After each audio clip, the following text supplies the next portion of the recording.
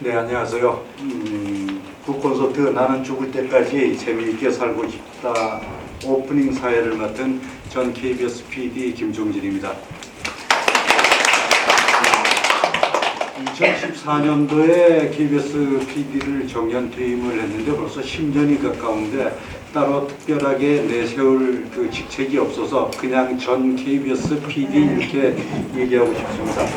2021년 5월 29일 그 가족 아카데미아 설립 20주년 및 설립자 퇴임식 사회를 맡았었는데 벌써 그게 2년이 훨씬 지났군요. 나는 죽을 때까지 재미있게 살고 싶다는 2013년도에 이근우 박사님께서 이제 처음 책을 내신 지 올해가 10년 되는 해입니다. 10년을 기념해서 개정 증보판이 발행이 됐습니다. 멋지게 나이 들고 싶은 사람들을 위한 인생 지침서, 멋지게 나이 들고 싶은 사람들을 위한 인생 기술서라고 해야 될까요? 지금까지 한 40만 부 이상이 판매가 되었고 지금까지 계속 팔리고 있는 베스트 오브 베스트 스테디셀러가 되겠습니다.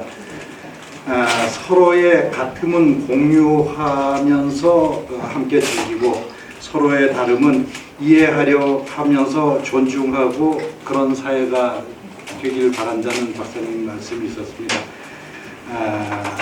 북콘서트 오늘의 주인공 정신과 전문의 이근우 박사님 소개해드리겠습니다.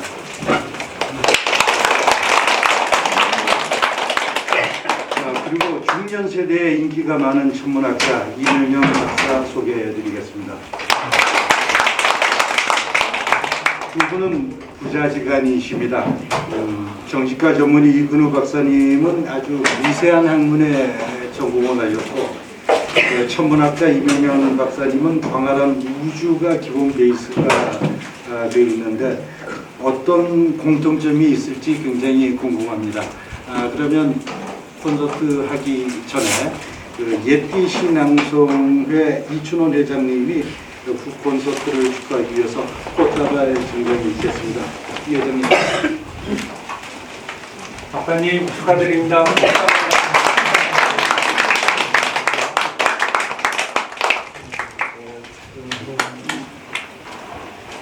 그러면 북콘서트를 시작하도록 하겠습니다. 저는 북콘서트 토크가 끝난 다음에 질의응답 시간에 다시 제가 하기로 하고 먼저 두 분 시작해 주십시오. 부탁드립니다. 네, 안녕하세요. 저는 지금 소개받은 이명현이라고 하고요. 여기가 이제 저희가 과학책방 갈다인데 제가 대표를 맡고 있습니다. 갈다 소개 조금 먼저 드리면 와서 보신 것처럼 이렇게 교양과학 책들을 이렇게 모아서 하는 건데요.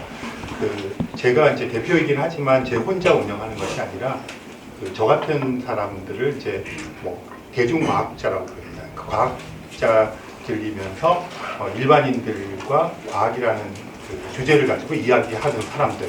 그런 사람들이 이제 책도 쓰고 강연도 하고 방송도 하고 그렇게 하는데요. 그런 분들이 한 120명 정도가 모여서 만든 집단이고요. 혹시 갈다가 뭐의 줄임말인지 아세요? 갈릴레오, 다윈. 정확하게 알고 계신데 많은 분들이 갈릴레오와 다빈치라고 얘기를 하세요.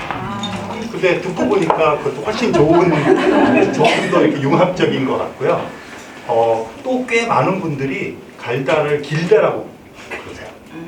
근데 그것도 되게 좋은 것 같아요. 길게 가라는 그런 의미 같고요. 그렇습니다. 그런 공간입니다. 그래서 여기는 원래 저는 고등학교 1학년 때부터 유학을 가기 직전까지 살았던 집이고요. 부모님들은 훨씬 더 이제 오랫동안 사셨던 그런 이제 집을 이렇게 개조를 해서 하고 있습니다. 제 소개는 그 정도로 하고요. 오늘 이제 1부와 2부로 나눠서 하는데 어쨌든 제가 이제 이 책방에 지금 대표를 맡고 있고 또 제 아버지가 여기서 북토크를 한참 전에 또 다른 책이 나왔을 때 북토크를 한 적이 있었어요. 그래서 어쨌든 제가 같이 이렇게 이야기를 하는데 처음에는 아무래도 2부에서 여러분들이 궁금하거나 평소에 가지고 있던 이야기들을 좀 교류하실 시간이 있을 것 같아요. 그래서 그런 질문을 제가 하기보다는 어쨌든 특수관계잖아요.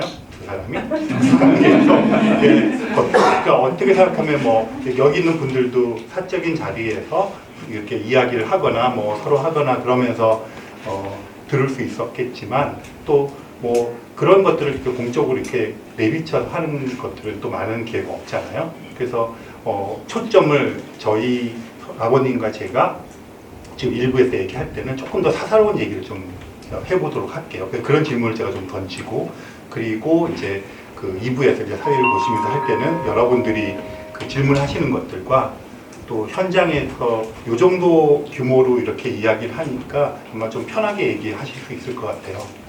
그러니까 저희가 이제 주변에 같은 대중과학계나 과학 커뮤니케이터 분들이 다른 곳에서 굉장히 큰 규모의 북토크를 하는데 여기서 저희가 꼭 한 번씩 이렇게 하거든요. 그러니까 올해만 해도 얼마 전에 요즘에 이제 대중과학자 중에서는 가장 잘 알려진 분이 김상옥 교수님일 텐데 여기 와셔서 이제 한 15명, 20명 이렇게 놓고 얘기를 하는데 그런 경험들이 저희가 사실은 처음 대중과학자 나설 때 경험했던 것들인데 이제 다들 이렇게 유명해지셔가지고 그 예전 시절을 잊어버리는 것들이 있었어요. 그런데 다시 와서 그런 걸 경험하셨다. 그리고 그 우리나라 최초 우주인이었던 이소연 박사님 두 분 다 저희들 그 주주분이신데 여기 오셔서 이제 얘기를 하면 때 또 같이 오셨던 분이 이제 그분을 위해서 기타 연습을 해주시고 그러니까 이런 것들이 이루어질 수 있는 공간인 것 같아요. 그래서 오늘도 그 질문을 하실 때 좀 편하게 이렇게 같이 얘기하시면 좋을 것 같습니다. 그럼 주로 제가 이제 질문을 좀 드리고 답변을 듣는 식으로 좀 진행을 해보겠는데요. 이 책 저도 이제 처음 왔을 때도 봤지만 그리고 제가 처음 그 책을 쓰셨을 때 제가 프레시안이라고 하는 인터넷 신문의 편집위원을 하고 있었는데 그때 서평을 쓰기도 했었어요. 그리고 아까 얘기 들으니까 이제 10년이 흘렀고 그 사이에 40만 부라고 하는 놀라운 판매 실적을 이제 올렸죠. 그래서 첫 번째 질문은 이렇게 여쭤보고 싶습니다. 이게 여러분들과 제가 공통적인 질문일 텐데요. 두 가지로 한번 여쭤볼게요. 첫 번째는 네, 10년 동안 이제 그 세월이 지났는데 제목처럼 지난 10년도 재미있게 사셨는지 그렇다면 뭐가 그렇게 재미있으셨는지 그 얘기를 먼저 좀 듣고 가겠습니다. 우선 여러분들 만나뵙게 돼서 반갑고 양님 말씀을 구할 것은 제가 시력이 나빠져가지고 사람 구분이 안 돼요. 그래서 아까도 여기 앞에 앉으시는 분이 이렇게 손짓도 하고 인사도 하고 그러는데 누군지 모르겠어요. 그래서 이 점을 좀 양해해 주시고 좀 들어주시면 좋겠다는 생각이고 그다음 나중에 사인할 때 내가 누구다 이러면 내가 각별한 인사를 올릴 테니까 내가 못 보고 인사를 못한 거니까 일부러 그런 게 아닙니다. 그 점을 양해를 미리 구하고 답변을 드리겠습니다. 그럼 이런 북코스들을 하면 이런 소규모도 하지만은 이제 대규모 대중 강연을 내가 많이 했는데 꼭 질문이 나오는 게 말이죠. 당신은 뭐가 그렇게 기뻐서 기쁘게 사느냐 이렇게 질문을 해요. 그래서 내가 작심을 하고 이런 대답을 합니다. 책을 좀 똑똑히 읽어보고 제목에 뭐라고 써있던가 나는 죽을 때까지 재미있게 살고 싶다. 살고 싶다 했지 내가 언제 재미있게 살았다고 얘기해. 근데 이거는 농담같이 내가 얘기를 하지만은 사실 재미있게 살 거 없어요. 재미있게 살지 못했기 때문에 이런 반작용이라고 할까 상상이라고 할까 이런 구상이 나온 거예요. 뭐 부처님 같이 영특한 사람도 30세 뭐 보리수 밑에 나가지고 앉아가지고 6년도 넘게 뭐 진리를 깨닫는다고 그랬는데 우리 같은 사람이 일상생활하고 발등에 불 떨어진 거 바쁘고 그분이 말한 생사 고락이 다 이게 고통인데 그거 이기기도 힘든데 이런 생각을 해보면 즐거움이라는 건 없어요. 근데 어떤 분이 나한테 또 이런 질문을 했어요. 세상에 태어난 것이 행복할까? 태어나지 않는 것이 행복할까? 이런 질문을 나한테 했어요. 그래서 나는 서슴지 않고 태어나지 않는 게 행복하다고 그랬어요. 옆에 과학자가 앉아 있는데 이 과학자가 유튜브에서 말하는 걸 내가 열심히 공부하느라고 들어요. 근데 주장은 뭐냐면 사람은 이제 죽고 나면 원소로 돌아간다는 거예요. 물질로 돌아간다. 그래서 그렇게 돌아간다면 뭐 재밌게 안 살아도 그렇게 돌아가고 재밌게 살아도 그렇게 돌아가는데 아예부터 안 태어난 사람이 더 좋지 않겠어요? 근데 내가 가만히 생각해. 안 태어난다는 거는 그 생명체라든지 뭐 동물이라든지 이렇게 규정할 수가 없으니까 그건 또 말이 안 되는 것 같아요. 그래서 그거는 아예 없는 거고 기왕 태어났다면 이제 화두는 거기서 출발을 했어요. 생각 돌아가기에 고통이라고 하더라도 뭐 내가 나오고 싶어서 나온 것도 아니지만은 하여튼 어쨌든 태어났으니까 고통 어떻게 살다가 가야지만 이런 생각에서부터 이제 출발을 하니까 내가 이제 잘 쓰는 단어들 중에 몇 가지가 있어요. 그 중에 그럼에도 불구하고라는 단어를 내가 굉장히 많이 씁니다. 그 얘기는 뭐냐면 기왕 태어났으니까 안 태어났으면 몰라도 태어났으면 그럼에도 불구하고 좀 재밌게 살다가 가면 어떻겠는가. 그 재미라는 그 정의는 사전적인 정의보다는 내 생각은 고통을 극복하는 게 재미라고 나는 생각을 해요. 생사 오락 자체가 전부 고통인데 그 고통에 깔려가지고 일생을 사느니 그래도 내가 몸부림을 좀 쳐본다면 그럼에도 불구하고 내가 그런 노력을 해본다면 뭐 하늘이 무너져도 솟아날 구멍이 있지 않겠는가. 그래서 그런 소소한 재미를 찾아간다면 그것도 이어붙이면은 좀 길 것 아니겠어요? 그게 쌓이면 그것도 재미고 행복일 텐데 이제 발상을 거기서부터 내가 하기 시작을 할 겁니다. 결코 내가 행복하게 살았다. 대서로 보면 행복하게 살았어. 그 고통에도 불구하고. 근데 그걸 행복하게 내가 느끼는 가장 중요한 그 모티브가 된다면 그럼에도 불구하고 뭐 이런 화두를 내 자신에게 계속 최면하듯이 던진 것이 뭐 지금의 결과가 오지 않았나 뭐 이런 생각을 합니다. 사는 거는 재미는 없어요. 없지만은 재미없는 걸 재미있게 만들어가는 게 그게 재미있어요. 근데 뭐 그 과정에 대한 그런 것들을 더 강조하신 것 같고요.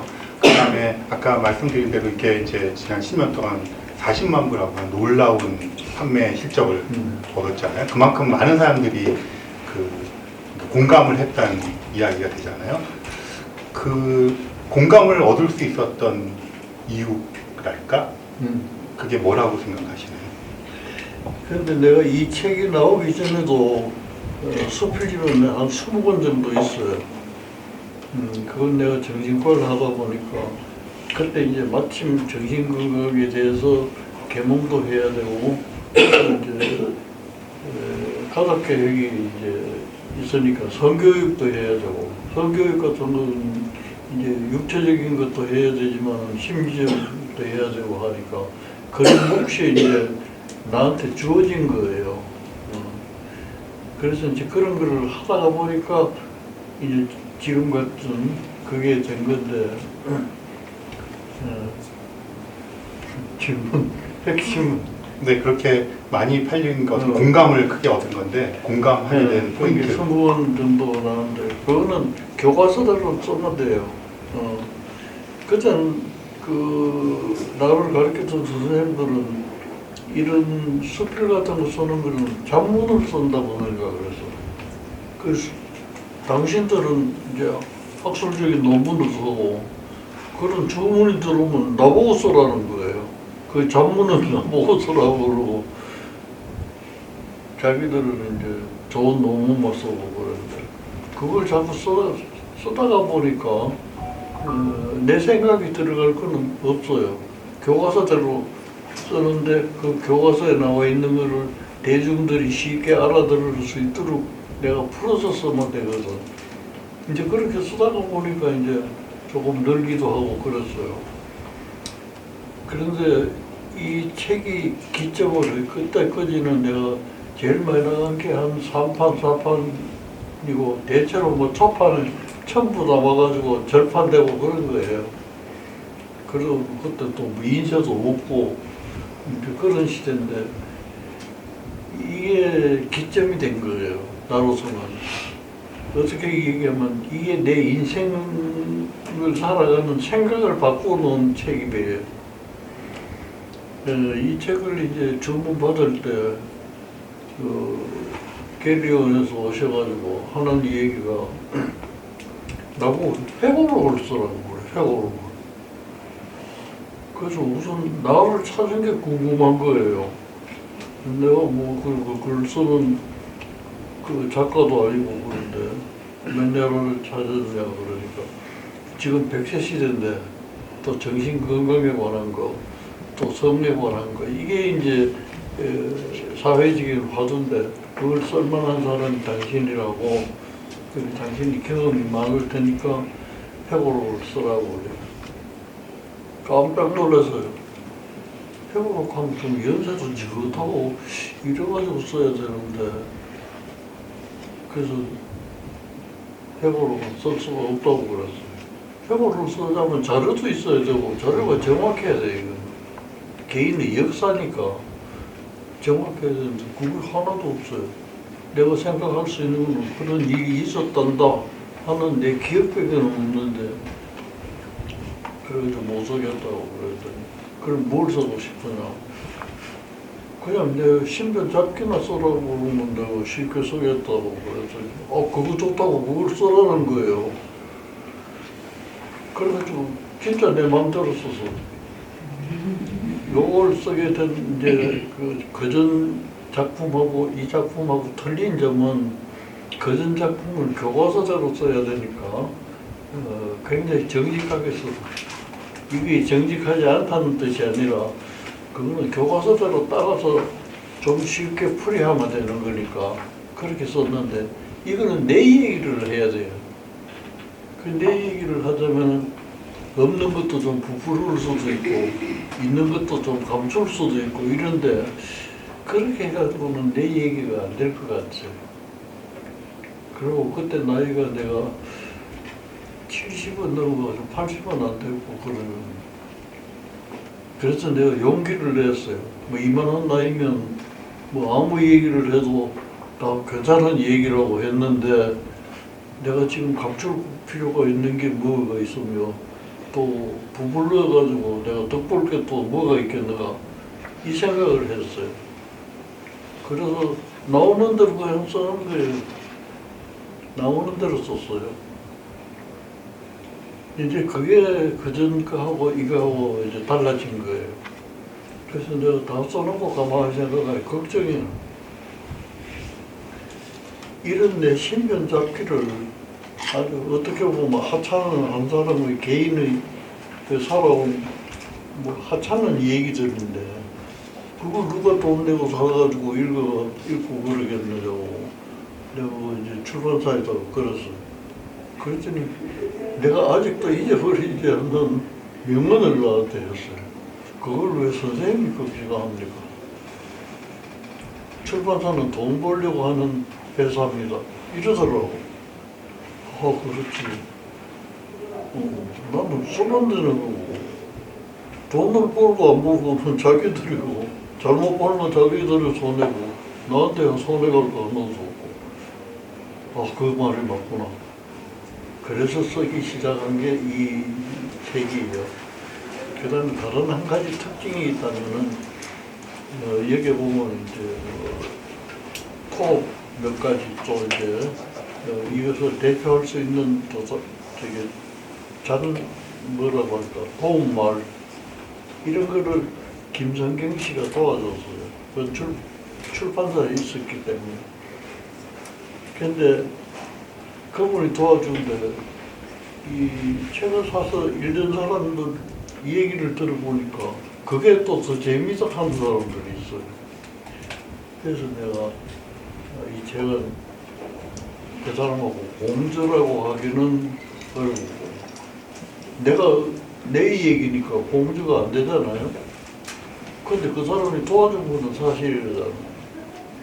그래서 그 당시에 내가 생각했던 건 여러 사람들이 회고록이라든지 뭐 이런 글을 써가지고 자기 이름으로 썼는데 자기 이름으로 쓴 사람이 없어요. 이름 나는 사람 치고 전부 대필 작가가 써가지고 자기 이름으로 이래서 내가 그게 굉장히 못맞다 그랬어.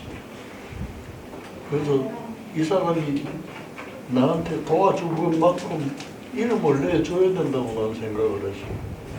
그래서 내가 받는 인쇄에서 2%를 떼가지고 이분을 드렸어요. 이분은 그걸 하는 데 대해서 이제 출판사에서 비용을 따로 다 받았어. 그렇더라도 나는 그걸 인정하고 싶다. 그래서 2%를 드리고 그러면 이름도 내야 된다고 내가 생각했어. 그럼 김성경 공주는 아니고 뭐를 붙일까? 뭐 생각하다가 생각이 안 나가지고 여금이라고 붙였어요. 근데 지금 생각하니까 여건보다는 도움 이름만 쓰는 게 참 좋겠다는 생각을 했어요. 이것이 나로서는 자랑스럽게 생각이 되는 거예요. 우리 출판사에서 출판한 역사상 이렇게 쓴 거는 처음이에요. 그 뒤에 숨어가지고 이렇게 도와준 사람은 전부 제껴뿌리고 지름만 내고 그래서 그게 내가 싫어가지고 이걸 냈는데 이게 출판사가 처음 돼서 그래서 나는 굉장히 자랑스럽게 생각해요. 그 지금 말씀 들으셨겠지만 기본적으로 개인의 이야기가 이렇게 밖으로 나왔을 때 이렇게 공감을 얻고 많이 읽히는 거는 이제 보편성을 획득했기 때문일지 모르겠어요. 그러니까 그런 과정에서 김성경 선생님이 역할을 하셨을 테고 또 그러니까 뭐 예전에도 보면 이제 우리나라 화가들 얘기할 때도 뭐 가장 한국적인 것이 가장 국제적인 이런 얘기를 하잖아요. 그런 것들 보면 자기의 그 만의 이야기를 이제 보편화시키는 과정이 있는데 그 과정이 잘 됐다고 생각해요. 저도 친구들을 제가 출판 쪽에 관여를 하고 있으니까 친구들이 자기 얘기 좀 들어보라고 뭐 그런 거 있잖아요. 책 100권 나온다고 이런 얘기 있잖아요. 그러니까 들어보면 다 개인적으로 유익한 얘기들인데 진짜 한 줄도 책으로 만들 게 없는 얘기들이 많은데 그 얘기가 중요하지 않아서가 아니라 대부분 얘기가 자기가 억울하고 자기가 하여간 자기 중심적으로 다 자기는 억울하고 자기는 너무나 이런데 이렇게 되니까 보편성 획득에 실패하는 것 같아요. 근데 이제 그 이근우 선생님 책은 보면 뭐 아까 지금 쭉 설명을 해주셨지만 그 자신에게 머무르지 않고 그것을 밖으로 내세울 때 그런 보편성이 획득된 것이 어쩌면 이렇게 길게 사랑받는 것이 아닌가 그런 생각을 좀 해봅니다. 그래서 공감을 어쨌든 얻었다고 객관적으로 판단할 수 있는 거잖아요, 독자들한테. 그러면 이제 여기서 질문을 조금 안으로 당겨와서 그 일반인들, 독자들과의 그 공감대는 형성을 하고 그렇게 잘 해오셨는데 그러면 가족들하고는 그런 공감대가 형성이 되고 그 소통이 잘 되어 왔다고 생각하시는지 한번 여쭤보겠습니다. 나는 소통이 잘 됐다고 생각했는데 이병헌 박사도 살아보면 알겠지만은 집안에서 인정받기가 제일 어려워. 밖에서는 나를 알아주는데 집에서는 안 알아줘. 그래서 지금 여기도 또 우리 식구가 한두 명 모였지 싶은데 그런 말을 해. 아빠 말 다 거짓말을 하고. 자기가 아빠 이런 거짓말 한다고 써본 베스트셀러 될 거라고. 근데 사실 그 말은 듣기가 좀 억울해요. 거짓말한 건 내가 없어요. 단지 이제 기억의 착오가 있어가지고 서로 그런 게 틀린 거는 이설지 몰라도 내가 그런 억울한 소리를 들어야 될 거는 아니라고 생각하는데 이 옆에 앉아있지만 장남인데 제일 나를 인정 안 해줘요. 프레시안에 그 편집인으로 있을 때 내가 이 서평 하나 써달라고 막 손이야 발이야 빌어서 이 유명한 사람이 서평 하나 써주면 좀 잘 살릴 것 같아서 써달라고 해. 안 써줘. 그래가지고 계속 졸라서 안 써주고 그래서 또 무슨 생각이 있는지 이제 늦게 이제 하나 썼어. 내가 읽어보니까 책 사보라는 얘기보다는 말이지 내가 이 글을 안 쓰면 안 될 그런 환경에 처해서 할 수 없어서 그래서 그때 되게 섭섭했어. 그 제가 이제 프레시안의 그 프레시안 북스라는 그 편집위원을 한 10여 년 넘게 했었는데요. 그때 이제 책들을 골라서 하는데 제가 맡은 부분이 이제 과학 쪽 분야였고 뭐 경제 분야 하시는 분 이렇게 같이 했었는데 그 제 아버지 책이 나왔을 때 그 옆에 동료들이 그런 관계를 아니까 이 책을 이제 서평을 누구에게 맡기면 되겠냐고 토론이 있었어요. 그래서 이제 그때 뭐 그러면 이분한테 맡기자 이런 것이 합의가 됐는데 그런데 이제 그 중에 한 사람이 계속 제가 써야 된다고 주장을 해서 결론을 못 내리고 이렇게 한 몇 주가 지나갔어요. 그러다 보니까 이게 이제 너무 늦어지면 안 되잖아요. 그래서 결국은 이제 제가 쓰게 되었는데 조금 망설였던 이유 중에 하나는 그 지금 말씀하신 것처럼 이런 거죠. 그러니까 그런 이제 책이라고 하는 것은 좀 일반인에게 나가기 위해서 그러니까 아까 제가 좀 보편화되는 게 되게 중요하다고 생각을 했고요. 개인의 경험이. 그런데 이 지금 잠깐 말씀하신 대로 그런 개인의 경험들이 같이 얽혀 있는 관계인 거잖아요.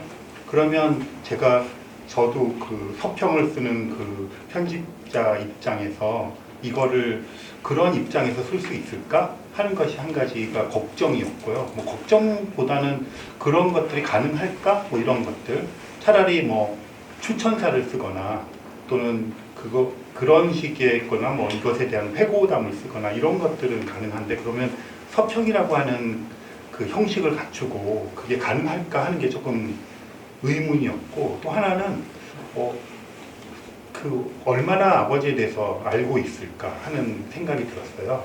그래서 그렇다면 조금 시간을 가지고 해야 되는 게 아닐까 이런 생각이 들었는데 이제 주변에서 그 아버지도 좀 그러셨지만 주변에서 계속 그 편집위원들이 시작할 때마다 왜 안 쓰냐 왜 안 쓰냐 결국은 그래서 이제 제가 썼는데 책을 그래도 한 서너 번을 이렇게 읽으면서 썼어요. 쓰고 거기다 좀 개인적인 경험들을 넣었었는데 그거에 이제 골자는 그런 거였어요. 그러니까 이게 그 책에 나온 내용을 가지고 제가 지금 기억하는 것 중에 하나가 기억의 재구성이잖아요. 그런 것들이 다른 부분들이 있는 게 되게 재밌었어요. 그러니까 그런 걸 알고 있잖아요. 알고 있는데 해결이 안 되는 거예요. 그게 뭐 갈등 구조라기보다는 기억을 각각 다르게 하고 있으니까. 그러니까 아마 그런 경험도 있으실 거예요. 오래된 친구들 만나면 이제 뭐 예를 들어서 우리가 25년 전에 그 어디 음식점에서 뭘 먹었다 했는데 한 명은 짜장면 먹었다고 한 명은 탕수육 먹었다 그러고 그게 합의가 안 되고 기억이 다 다르고 그 순서도 다 다르고 뭐 이런 경우 있잖아요. 그러면 만날 때마다 그 소리 해가지고 계속 이러는 거. 저희도 친한 친구 중에 계속 지금도 며칠 전에도 똑같은 소리 해가지고 이제 앞으로 1년 동안 그 얘기 안 하기로 한 게 있는데 그리고 계속 한 명은 섭섭하다는 거예요. 그때 근데 평소에는 관심이 없다. 그 얘기가 나오면 이제 섭섭해지기 시작해요. 그때부터. 그래가지고 그런 경우가 있는데 그 책을 읽으면서 그런 부분들이 몇 개가 보였었어요. 그러니까 아무리 생각을 해도 그렇지 않은 것 같은데 그렇게 돼 있고 그때 생각이 다른 것. 그래서 이제 그런 부분들을 조금 쓰면서 얘기를 했고요. 그리고 이제 그 아버지랑 이제 저도 이제 아버지가 이제 그 우리 집의 세대주였고 그 다음에 어머니 아버지 이렇게 부모 밑에서 이제 자라게 되잖아요. 그러면서 그 일상에서 보는 아버지와 또 그 공적인 영역으로 나갔을 때 보는 아버지는 좀 분리해야 된다고 생각을 했어요. 그래서 거기다가 제가 그러니까 아버지를 지칭하는 단어들 있잖아요. 아버님, 뭐 그다음에 부친, 뭐 아버지, 아빠 뭐 이러잖아요. 그래서 저는 그런 것들을 이렇게 약간 쓰면서 제게는 아버지다 그렇게 썼었어요. 그러니까 그런 거리 같은 것들이 되게 필요하다고 생각했고, 또 돌이켜 보면 뭐 부자간에 막 그런 거 있잖아요. 뭐 죽고 못 사는 부자 막 그래서 서로 막 서운해하다가도 뭐 그러니까 치고받고 그러다가 또 화해하고 막 이렇게 되는 형태의 부자 간 관계가 있잖아요. 그런 건 아니었던 것 같아요.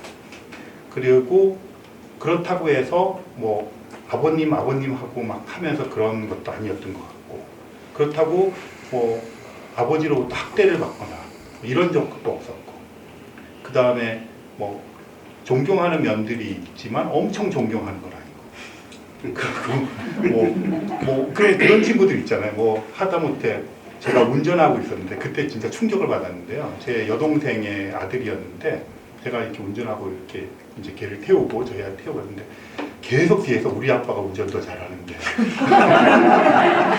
우리 아빠가 최고라는 거예요. 그죠? 그거 인정하죠. 뭐 운전병 출신이면 잘하겠죠. 근데 얘는 그 자기네 아빠에 대한 그 시절에 이게 엄청 그런 거예요. 그러니까 그런 관계는 아니었고, 그렇다고 뭐 막 그런 거 있잖아요. 아버지나 어머니가 하는 일은 무조건 반대하는 거 있잖아요. 제 친구 중에서 한 명이 그 지금 여기도 뭐 인테리어 이런 거 도와주고 같이 하는 분이 계신데 그림을 너무 좋아하고 화가가 되고 싶었대요. 근데 부모님이 너 그림 잘하니까 화가 돼야지. 그러니까 그래? 그럼 화가 안 해야지. 그래가지고 딴 걸 하고 지금 후회하고 있다. 그래서 그런 관계도 여러 관계가 있잖아요. 상상하시는. 그런데 아버지와 제 관계는 이렇게 돌이켜보면 약간 그런 거리를 두고 이렇게 있는 관계였던 것 같고, 그게 뭐 타고난 그런 것들도 있지만 또 한편에서는 그 뭐라 그럴까요? 그 바빠서 그랬던 것 같아요. 그러니까 저는 어린 시절에 가장 좋았던 게 어머니, 아버지, 심지어 할머니까지 바빴던 게 너무 좋았어요. 그러니까 일단 뭐라고 얘기를 하시면 그냥 네 그러고는 그 다음날 되면 상황이 해제되는 거예요. 그 체크할 시간 여력이 없어요. 또 새로운 상황이 발생을 하잖아요. 그래서 그게 제가 성장하는데 가장 큰 동력이 되었다고 생각을 하는데, 그래서 이제 저는 그런 식의 기억을 하고 있는데 아버지는 이제 그 얘기를 하실 때 이런 기억들이 있어요.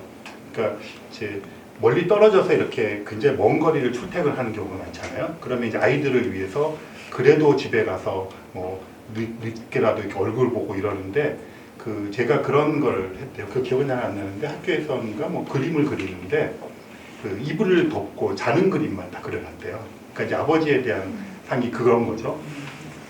그런데 이제 그 부모님 입장에서는 그래도 와가지고 애를 한 번 더 해야 되고 뭐 그런 식의 것들이니까 이게 서로를 위한다고 하는 포인트들이 이렇게 엇갈리는 지점들이 있는 거죠. 그러니까 그런 것들을 되게 많이 발견했어요. 그래서 이제 그 이후에 아버지랑 이제 대담을 좀 이렇게 했었는데, 그때도 이제 발견된 것이 그 중요하다고 생각하는 포인트들에 대한 기억이 틀린 거예요. 그러면 보통 그런 갈등들이 증폭이 되어서 부자의 연을 끊고 뭐 호적에서 파내고 막 이렇게 되는 거잖아요. 그런데 그렇게까지 안 나갔던 이유는 뭐 아버지도 좀 뭐 이렇게 그 불같이 어떤 행동하시는 분이 아니고 저도 그런 성격도 있지만 일단은 거리가 유지될 수밖에 없었던 환경 조건이 한 몫을 한 것 같아요. 일단 뭘 해도 이제 바쁘니까 잊어버리는 거죠. 그러니까 이제 어린 저희들은 두 가지 작전을 쓰는 거예요. 하나는 듣고 네 그러고는 잊어버릴 때까지 버티면 그 상황은 종료되는 거잖아요. 그러니까 뭐 해라 그런데 네 그러고 이제 안 하는 거죠. 그런 게 있고, 또 하나는 제 기억에 여동생들이 썼던 방법인데 당장 거기서 해결해야 되는 거예요. 이제 뭐 사줄게 그러면 그러면 나중에 사줄게 그러면 나중이라는 게 없어요. 그러니까 지금 당장 사내야 되게 끈질 있게 붙어야 되는 거죠. 그런 식의 좀 다른 전략을 썼던 것 같은데, 그 중요한 포인트 몇 가지를 얘기하면 이제 그런 지점이 있었어요. 그러니까 아버지가 제가 그 뭐 중학교인가 뭐 들어갔다고 시계를 사주셨는데, 저는 지금도 이렇지만 땅이 많아가지고 그런 거 저기 귀한 줄을 모르는 거죠. 근데 엄청 이제 그 상징적이기도 하고 실제로 사주시는데 저는 그 가치를 모르는 거죠. 그리고 그냥 사촌 동생이 형 시계 멋있는데 이렇게 줬어요. 그래버리고 그 다음에 대학교 입학했다고 명동에 있는 어디 가서 이제 양복을 맞추시는데 저는 그거에 대한 가치에 대한 생각이 전혀 없으니까 그것도 좀 있다가 누가 멋있네 그래서 줬어요. 그러니까 그런 식의 것들. 그 다음에 이제 아버지랑 할아버지가 같은 이제 학교를 대구에서 다니셨는데 저는 이제 기억이 없는데 거기 가서 이제 그걸 보여주시면서 나무 심고 이런 것들 엄청 이제 중요한 사건에 아이를 데려가서 보여준 거잖아요. 저는 전혀 기억이 없을 뿐더러 그런 것들에 대한 가치를 전혀 두지 않는 사람인 거예요. 그러면 이제 이 지점에서 충돌이 일어나고 섭섭해지고 서운하고 그걸 이행하지 않는 것에 대한 이런 것들이 이제 충돌해서 파탄이 나는 거죠. 그러니까 대부분의 관계가 그런 것 같아요. 근데 아버지와 저는 약간 이런 거리를 두고 볼 수 있었던 거. 그러니까 그런 것들이 되게 중요했고 사실은 이제 여기서 기억하시는 것이나 대담할 때 나왔을 때 그런 부분들이 서로 있었다 이런 거를 보면 사람 어떤 친구들이 그렇게 이렇게 막 어긋나는 것들을 보여준다 그래서 저는 사실은 그런 좀 어긋남이 그 뭐라 그럴까요? 그래도 이렇게 서로 존중하면서 갈 수 있는 관계를 이끌어낸 것 같아서 섭섭할 필요 없다. 그 말씀 드리고 싶습니다. 그거 한번 짚고 넘어가죠. 그러니까 그 제 기억에서 지금 말씀드린 그런 에피소드들이 있는데 그 양복도 그 다음에 나중에 대학생 됐을 때는 스위스제 무슨 되게 좋은 시계도 주셨는데 결국 전당포에서 없어졌어요. 그래서 그런 것에 대한 이제 가치를 못 느끼는 자녀한테 그 부모는 부모의 가치 체계 안에서 이제 성인이 됐으니까 양복도 버려서 입어야 되고 이런 것들을 주신 거잖아요. 그래서 그런 것들을 수용하지 못하는 그 자식에 대한 생각 어떠신지? 판단이라기보다는 내가 이제 명동에 가서 양복을 맞춰줘서 그 명동이죠, 그죠? 그때 경제적으로 어려울 때 내가 경제적으로 어려울 때인데 학교를 입학했다고 내가 이제 양복을 하고 양복을 해준 거는 참 내 감정 때문에 해준 거예요. 지금 뭐 그런 얘기를 안 해서 뭐 아들은 모르겠지만 내가 학교 다닐 때 그 6.25 때문에 우리 집안에 몰락을 했어. 왜 그런지 모르겠는데 몰락을 해가지고 등록금도 겨우 내고 아르바이트하고 가정교사하고 이렇게 지내는데 내가 주로 이제 그 우리 학급에 결혼을 하면 사회도 보고 또 이제 시도 써가지고 뭐 이제 축시 써달라고 그래서 축시도 써 그런데 내 친구 하나가 축시를 써달라고 그래. 그래가지고 내가 썼어요. 그리고 예식장에 갔는데 내가 그 사회가 이건우가 이제 축시를 읽겠다 이랬는데 내가 나가서 읽으려고 그러니까 주례 선생님이 잠깐 그러더니 내려가라는 거예요. 나보고. 그래서 축시를 써달라고 켜놓고 나보고 읽으려고 하니까 나가라는 거예요. 그럼 왜 그러시냐고 그랬더니 내가 입은 옷이 정복이 아니라는 거예요. 그때 내가 무슨 옷을 입고 있었냐면 미군 작업복을 까막물들여가지고 그걸 입고 내가 학교 다녔는데 그게 정복이 아니라고 내려가라는 거예요. 그래서 내가 그때는 젊을 때니까 그 목사님이 그 주례를 하셨어. 그래서 내가 이것이 내 정복입니다. 딱 그래서 그건 네 정복이고 정복을 입고 내려가라는 거예요. 그래서 좀 버티다가 할 수 없이 쫓겨 내려가서 그러니 내 친구가 얼마나 미안하겠어. 그래서 피로연 하는데 읽어달라고 그래서 내가 그냥 읽어준 거예요. 그런 경험도 있고 그 다음에 병리학 교수가 계셨는데 이분은 그 옷을 정장을 입고 다니면 점수가 깎여요. 또 내 같은 사람이 점수를 잘 받아. 그런데 나는 또 운이 없게 이분이 미국에 연수를 1년 갔다 오더니 말이지 생각이 완전히 달라진 거예요. 뭐냐면 의사는 서비스하는 직업이니까 환자들한테 혐오감을 줘서는 안 된다 이거야. 그러니까 정장을 입어야 된다. 가운도 매일 다려서 입어라. 말은 틀린 건 아니에요. 틀린 건 아닌데 난 작업복도 없고 넥타이도 없는데 이거 큰일 났잖아요.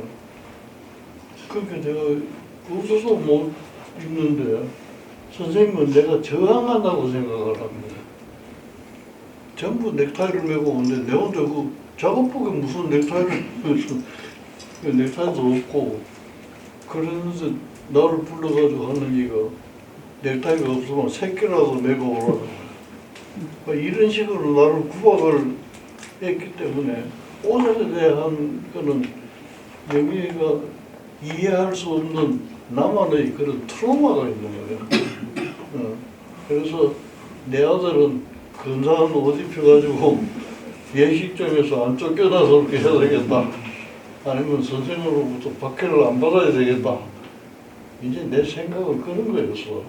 그런데 옷을 사는데 옷을 입고 다니는 걸 보니까 시계를 하나 사는데 시계도 없고.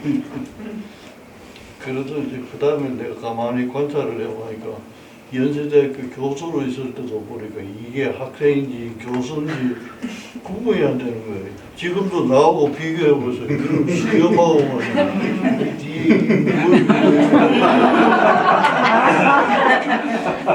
우리 할아버지인 줄 알았어요.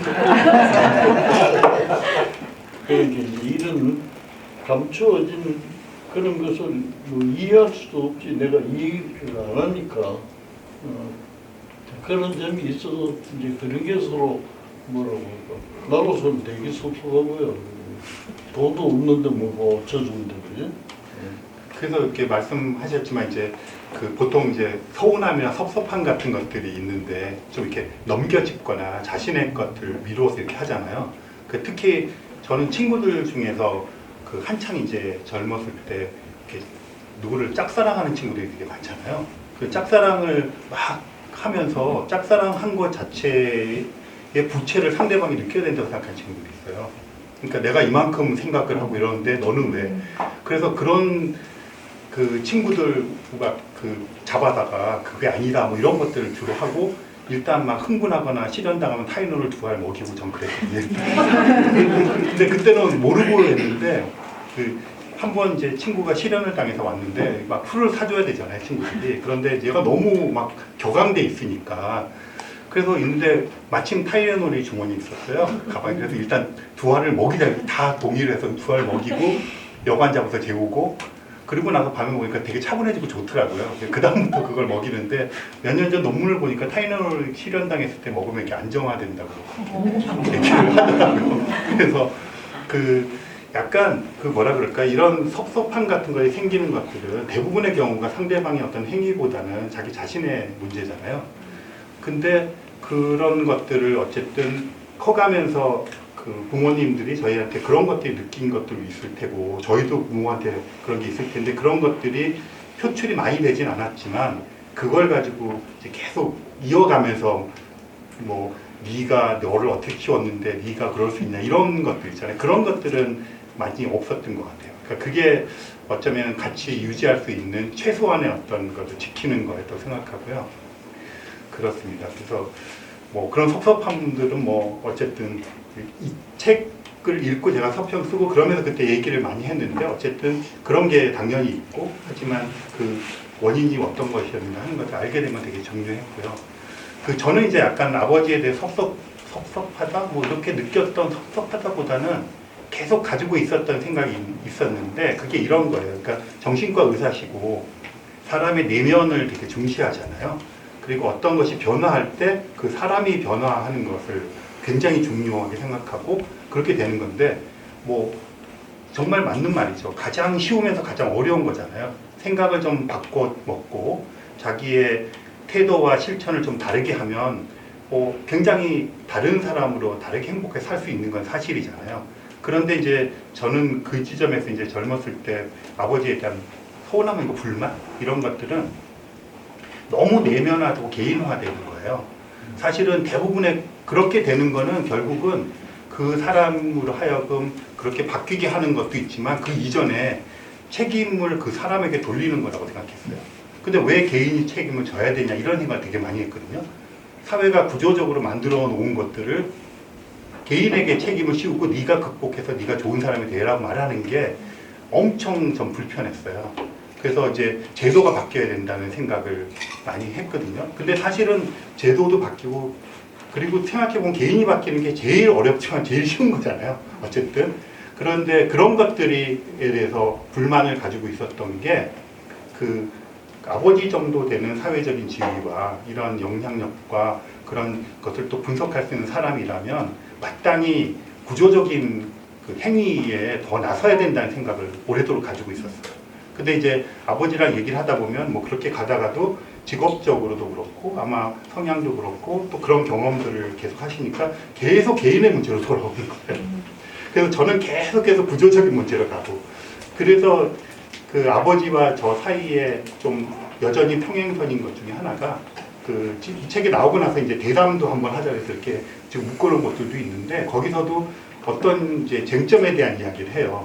그러면 쟁점에 대한 얘기를 하다 보면 처음에는 큰 틀에서는 공감을 하고 이렇게 가는데 가다가 저는 계도가 돼야죠. 개인이 이렇게 가는 경우들이 많이 있어요. 그래서 그거 한번 여쭤보고 이제 조금 다음으로 넘어갈 텐데 지금도 그런 개인이 어떤 자각을 하거나 실천을 하고 하는 것들이 그런 구조적인 개선보다 훨씬 더 실천의 문제에 있어서 우리가 행복하게 되는데 가장 중요한 요소인가 하는 것도 한번 여쭤보고 싶어요. 근데 그거는 우리 집에 전부 전문가들이 너무 많아서 그런 것 같아요. 나는 개인 심리를 공부한 전문가고 어머니는 사회 구조를 공부한 사회학자고 이명현은 이 우주를 공부한 사람이야. 그래서 크기로 말하면 아들이 제일 크고 중간에 이동훈 선생이고 내가 제일 쪼부랑이야. 개인을 취급하니까. 그러니까 이제 큰 틀에서 맞닥하는 거는 맞아 이거. 그러나 이걸 자꾸 토론하다가 보니까 결국 자기가 전공했던 그 점으로 돌아가는 거야. 그래서 나는 개인이 바뀌면 구조도 바뀐다. 그런 얘기고 사회학자는 구조가 안 바뀌면 개인도 소용이 없다. 그 우주는 이건 뭐 내 머리에서 벌써 너무 멀어. 단위가 크고 말이지. 그래서 요새 내가 고백을 하자면 이명현 박사 그 유튜브를 내가 매일 들어요. 매일 듣는데 하도 단위가 커서 그 단위가 어떤 건지 잘 모르겠어. 뭐 우주가 뭐 어떠고 하면 말이지. 내가 생각하는 거는 사람의 감정이 말이지 말 한마디에 상하고 요새 정치 같은 것도 보면 이 말 했다고 꼬투리 달고 이렇게 샀는데 이 우주가 그래서 지금은 이게 개인으로 해결할 수 있는 문제도 아니고 구조로 해결할 수도 있는 문제가 아니고 내 생각은 우주가 해결해.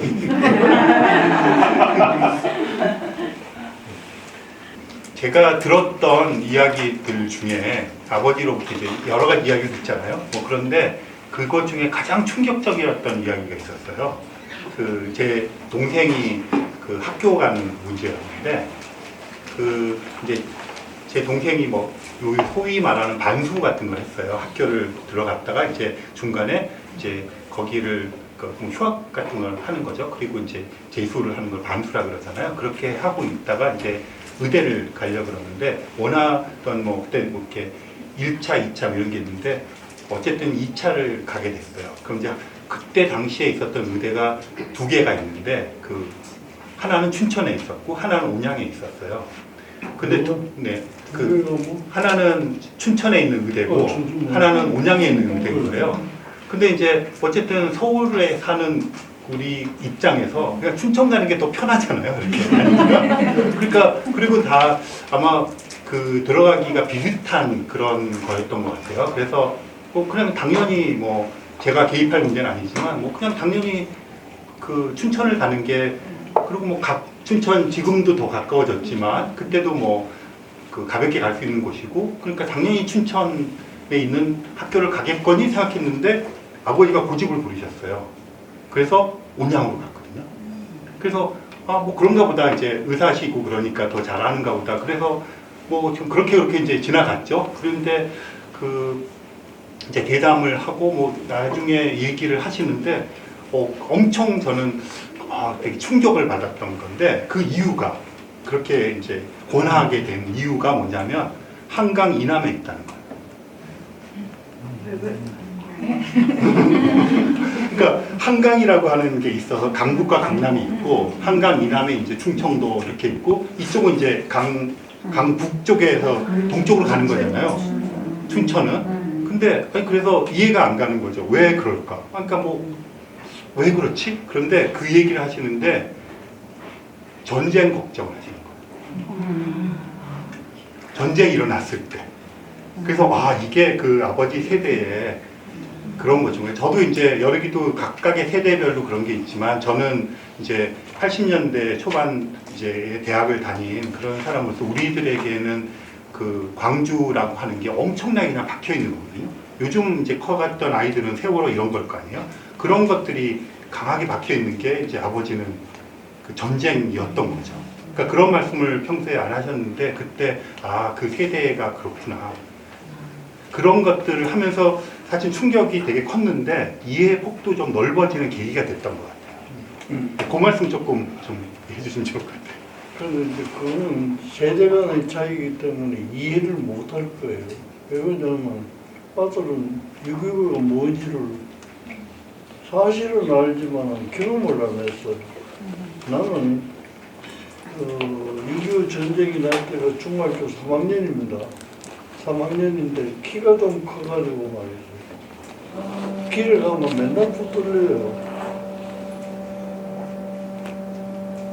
전투에 나갈 인원이 모자라요. 그러니까 길에서 무조건 잡아요.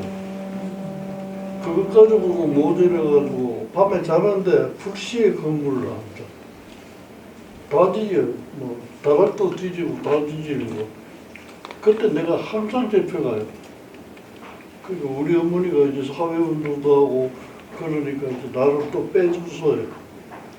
그 맨날 그러기가 힘드니까 내가 학교에다 얘기해서 내가 맨날 이렇게 잡혀 다닌다고. 그때 내가 미술반에 있었는데 그러면 네가 국방부에 파견을 나가서 심부름을 좀 해주라. 그래가지고 내가 어디 갔냐면 국방부 정부 미술반에 갔어요. 거기 가면 이제 종군 화가들, 서울에서 피난 오는 화가들은 전부 종군 화가들이에요. 그래서 내가 그때 그 한 화가가 되려고 열심히 미술반에 가서 그림도 그리고 뭐 이랬는데 화가를 포기한 제일 큰 이유가 내가 그때 이중섭이를 만났어. 이중섭이를 만나가지고 이래 찾아보니까 내가 저래 살아가지고 되겠는가. 뭐 밥이라도 좀 먹고 살아야지 말이지. 이름은 대가인데 저런 대가가 이래 살고 있다면 이건 정말로 이래가지고 내가 미술대학을 안 가고 이과대학을 간 거예요. 근데 그때 내가 본 거는 전부 죽이거나 죽임을 당하거나 이거밖에 없어요. 그 내가 대구 역에서 이제 부상병들을 후송해가 오는데 인민군도 거기 적혀 있더라고 보니까. 그 누워가지고도 그 아픈데도 서로 싸우는 거예요. 뭐 손가락 쥐고 한 놈은 김일성 만세 그러고 한 놈은 뭐 이승만 만세 그러고 이것도 있어. 죽어가면서 그따구 소리하고 보는 게 죽는 것밖에 없어요. 그러게 수업은 될 택이 없어요. 대부분 뭐 이제 학교는 전부 군인들이 차지하고 있지. 우리는 이제 야사래, 가교사를 기와꿀은 거기서 공부했어. 그게 동촌하고 가까우니까 전투기가 떠고 내리는 폭음 때문에 말이지. 들리지를 않아요.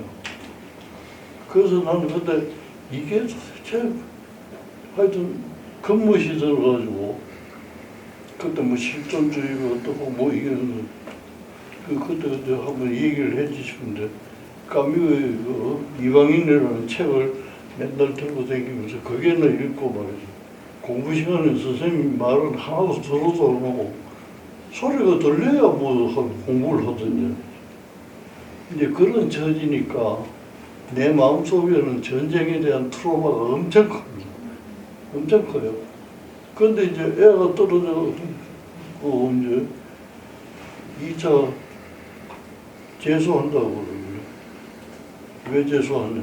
이과대학 가고 그걸 해라고 그랬어. 난 그 입학 축하하러 설악산에 데리고 갔는데 머리맡에 편지 하나 써놓고 재수하겠다고. 의사는 면허장이 중요한 거지. 어느 학교가 나왔다는 게 중요한 게 아니지. 그래서 난 그걸 생각해가지고 1차는 이과대학을 쳤는데 떨어졌어. 그 이전까지는 교직원 자녀는 그냥 넣어주는 데인데 그때 이 얘기해서 그런데 그 해부터는 그것 때문에 또 문교부에서 문제가 돼가지고 안 되게 돼서 그래서 시험지가 떨어졌어. 김정은은 잘 떨어졌어. 왜냐면 조국 같은 사람도 하고 그리고 내 밑에서 뭐 공부했다면 뭐 탁해 줬다니 뭐 별 그걸 어떻게 견디고 공부했겠어. 그래서 어디 가는가 이 기준은 6.25 전쟁이에요. 내가 서울에 살지만 전쟁이 나면 대구에 가야 돼. 고향이니까. 대구를 가자면 한강을 건너야 되는 거야. 6.25 때 한강다리 하나 그거 폭파해가지고 사람 얼마나 많이 죽어서. 그리고 공병감도 청소하다가고. 이제 그런 게 내리에 꽉 박혀 있어가지고 춘천 그런데 사실은 춘천이 나왔어요. 학교로 가서. 그건 이제 병원도 많고 더 좋은 거예요. 춘천은 그거보다는 못해. 못하지만은 내가 춘천이 더 좋다고 말이지. 별리 얘기 다 했어. 거짓말로. 뭐 교수가 더 좋다고. 그게 뭐 브랜치가 더 많다고. 인턴하면 또 뭐가 더 좋다든지. 별리 얘기를 다 해가지고 설명을 얻어가지고 천안을 보낸 거예요. 천안을 보내면 일단 떨어져. 한국은 넘었잖아요. 그래서 뭐 기억나는지 모르겠지만은 내가 맨날 일주일분씩 그 비상식량을 해가지고 그 너 침대 옆에 그 네모반 그거 모양으로 일주일분씩 넣어줬어. 그거 다 먹으면 유효기간 끝날 때 되면 또 바꿔놓고 이러고 있었을 때. 그래가지고 이제 우리가 이상 가족이 되면 여기 가서 기다려라. 무슨 얘기든지 여기 가서 기다려. 이렇게 얘기하는데 하나도 실감이 안 나는 거예요. 몰라 그때 내가 짐작은 못했지만은 뭐 비상식량 먹는 게 재미있어서 따라오는지는 모르겠는데 이제 그거는 경험의 차이예요. 경험의 차이. 나한테는 이게 엄청 큰 스트레스인데 그거는 그냥 이후로부터 전쟁이 있었단다. 더 이상 없는 것 같아. 없는 것 같아. 그러면 거기에 관한 이 얘기는 이제 이해가 됐겠지. 네, 그러니까 그럼 내가 네. 또 하나 물을게. 네. 똑같은 거야 이게. 응? 80학번이에요. 82학번. 80년도에 전두환 대통령이 있을 때 그 얼마나 힘들었어요. 얘들만 힘든 게 아니라 교수도 굉장히 힘들었어요. 교수 한 사람 앞에 이제 지도 학생 예를 들면 10명을 배치해가지고 얘를 만나가지고 사상적으로 어떤가 가는 걸 다 적어가지고 중앙정부에 제출을 해야 돼요. 그러니까 이제 좀 반항은 못하고 어떤 선생님은 고문도장을 봐가지고 이상 없어 그것만 막 찍어가지고 보내는 거예요. 나는 아예 그 학생부를 받아가지고 제출을 안 했어요. 그건 이제 내 소극적인 저항이지. 더 이상 내가 할 용기는 없어요. 가면 중앙정부 가면 두들겨 맞는데 그러니까 맨날 이걸 안 내는 거예요. 그러면 학자이 나를 불러가지고 내라고 그래요. 내겠습니다. 안 낸다는 소리는 절대 안 해요. 내겠습니다. 그러면 또 내가 안 내는 거야. 그래서 학자이 막 골이 나는 거예요. 그래 한 번은 불러가지고 나보고 그래서 너만 똑똑하냐? 그래 나는 마음이 없어서 이 가는 줄 아느냐? 이제 마음은 다 그래요.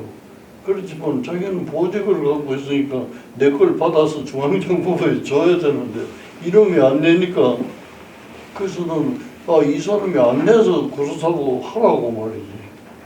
그래서 난 그때 조금 믿은 데가 있어. 뭐냐면 전두환 때 7세가 전부 내 동기들이에요.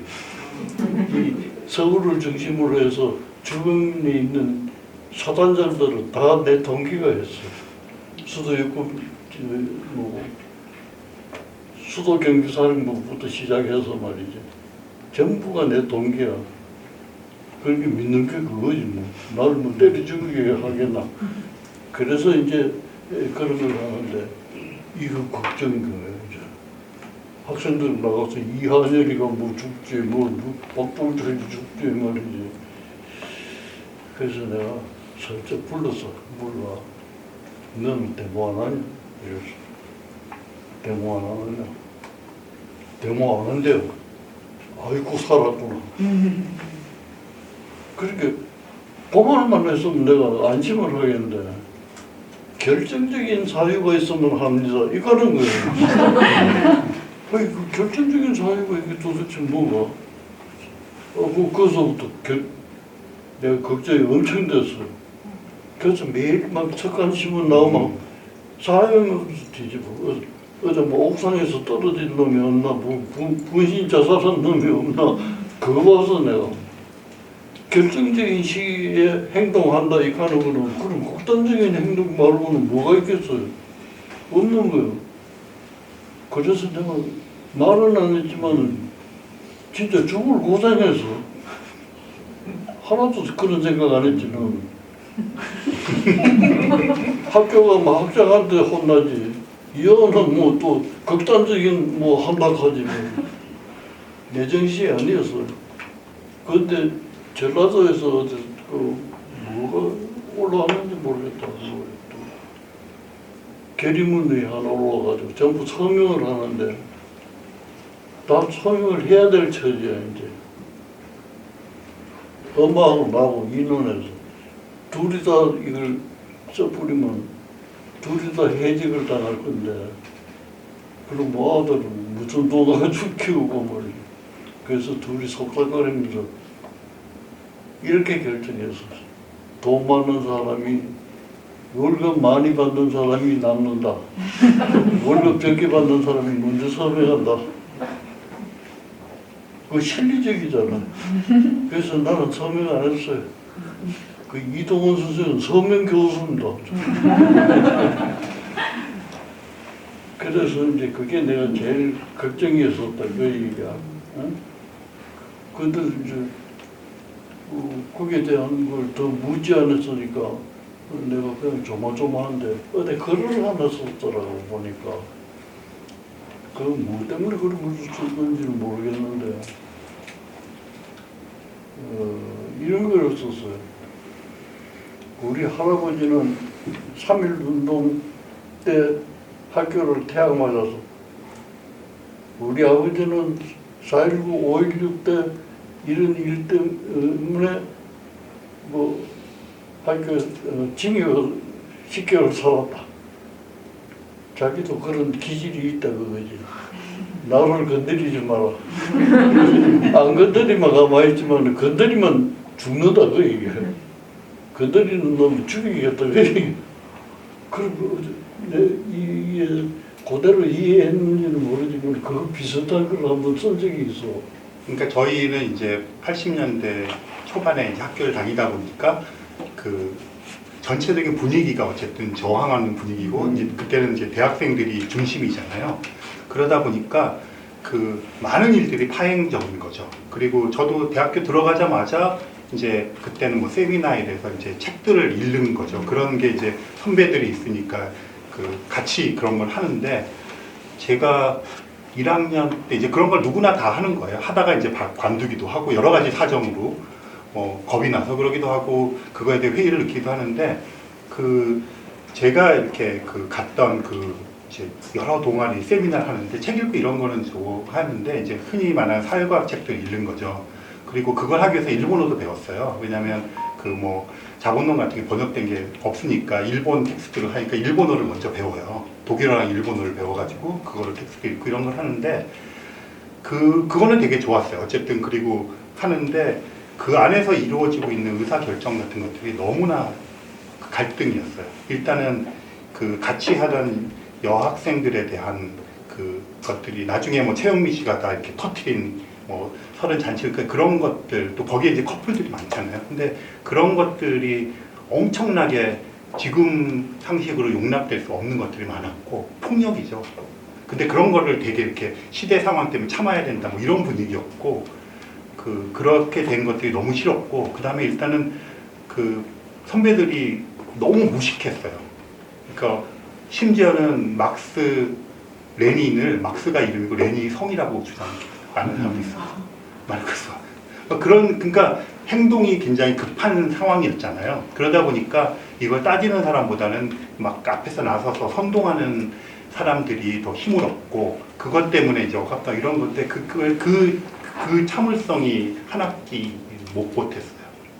그래서 이제 저는 주로 했던 게 이제 문예부하고 문학동일을 했으니까 학교에서 대자보 쓸 때 이제 그걸 그 초안 쓰는 거, 뭐 그다음에 이제 그 연세지 같은 거 하면 이제 익명으로 나가는 것들 초안 그런 글 쓰는 작업들 많이 했는데 이제 항상 부채 의식이 있잖아요. 그 시대를 살아가게 되면 그러니까 근데 이제 그래서 지금도 사실은 저희 또래 정치하는 친구들이 결국 이렇게 약간 시대와 그걸 잘 못하고 이상하게 되어버리는 것 중에 하나가 그 당시에 어쨌든 희생을 하면서 나섰던 사람들이잖아요. 흔히 민주화 세대. 근데 그 친구들이 그 역할을 다 했고 그것에 의해서 혜택을 받은 사람도 있지만 또 굉장히 불우하게 살아간 사람이 있는데 그 나머지 많은 사람들이 부채의식이 있는 거예요. 그러니까 우리가 그런 걸 서포트해서 정치적인 그런 걸 해주고 했던 건데 그것들이 철지난 지금까지도 계속 그것에 대해서 막혀서 사는 거예요. 그리고 제 주위에 많은 친구들은 그 부채의식이 굉장히 계속 남아있는 거예요. 그러니까 아버지가 6.25 전쟁에 대한 그런 걸 갖고 있듯이 저희 세대에는 그런 부채의식이 그냥 깔려 있는 거예요. 그때 어떻게 그 다음에 했는가에 상관없이 그러다 보니까 그 당시에는 뭐 자기 스스로의 의지 이런 것도 있지만 그냥 뭔가 그런 역할을 해야 된다는 것들이 그냥 팽배해 있었던 것 같아요. 그런 것들이 있어서 저도 그때 생각한 게 그러니까 그런 이제 갈등 속에서 저는 그 전체에 대한 충성보다는 그것을 못 견디고 하는 그런 사람 중에 하나였던 거고 하지만 이제 이 판이라는 게 그때는 되게 단순한 거잖아요. 이렇게 적이 단순하게 있는 거고 그러니까 그렇다면 역할이 주어졌을 때 외면하지 말아야 돼 이런 생각을 계속 하고 있었죠. 그러니까 그런 것들 어디 아마 그때 그 국회의원 된 친구랑 아마 대담하면서 그런 얘기 했을 거예요. 그 친구는 그렇게 나섰던 친구고 그렇지 않고 했던 뭐 이래가지고 같이 고등학교 친구들끼리 이렇게 대담을 시켰는데 한 명은 국회의원이었고 당시에 한 명은 그 보좌관이었고 뭐 저도 끼어가고 이렇게 하고 한 명은 무슨 박종철 출판사 그거하고 뭐 사회당 당수고 이래가지고 우리를 모아놓고 했던 거기서 2명은 운동권이었고 2사람 아니고 그런 얘기 할 때 아마 그런 옛날 회고하면서 얘기를 했었고 그렇습니다. 그래서 조금 이제 아버지 말과 정리를 해보면 이 책에서도 이제 아버지가 이렇게 비처럼 그런 걸 시시콜콜 쓰진 않았지만 그 세대가 가지고 있는 그런 정서 같은 것들이 나올 수밖에 없잖아요. 그리고 사실은 그런 세대 간의 정서 때문에 부딪히는 거잖아요. 이해할 수가 없고. 그런데 이제 이런 책을 읽고 내분 갖고 얘기를 하고 하면서 그 세대에 대한 이해 같은 것들이 좀 늘었다고나 할까요? 그렇습니다. 그래서 저도 뭐 제 그 아이들 세대에 대해서 이해할 수 있는 것들이 뭐 많지 않지만 그 상상을 해서 이제 이런 거를 해서 이렇게 외삽을 해가지고 이렇게 이야기를 해보려고 노력을 하는 그런 밑받침이 되는 거고요. 요즘에 좀 되게 제 친구들이 충격받는다는 게 뭐 이렇게 강연 같은 거 하다가 예를 들잖아요. 영화나 드라마 예를 들면 아무도 모르는 거예요. 심지어 해리포터 얘기하면 아무도 모른대요. 요즘 애들이 알 도리가 없잖아요. 그러니까 근데 우리는 막 우리가 막 했던 그런 영화 이런 거 가서 막 예를 들어서 쉽게 하려고 하는데 아무도 못 알아듣고 그런 거에 굉장히 좌절을 느낀다고 얘기를 하더라고요. 그래서 그 세대 간의 것들을 뭐 그렇다고 이해한다고 해서 그 방식을 따를 수는 없잖아요.